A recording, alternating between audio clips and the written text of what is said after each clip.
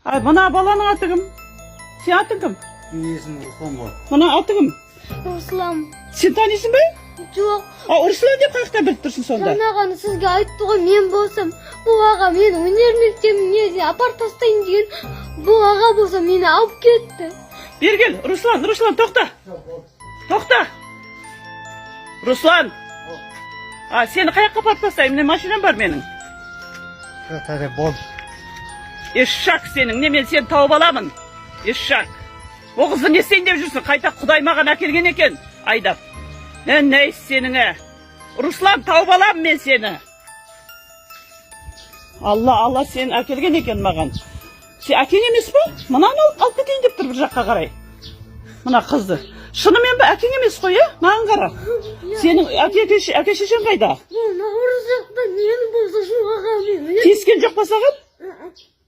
Өнер мектебіне бара жатқан кез бұл аға мені ұрлап алып кетті. Астафыралла. Қай жақта тұрасың сен, балам? Наурыздан. Наурыз деген қай жақта?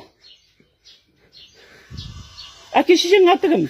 Жасұлан, Рима. Олар қайда? Олар Наурыз жақта, мен әкем номерін білемін.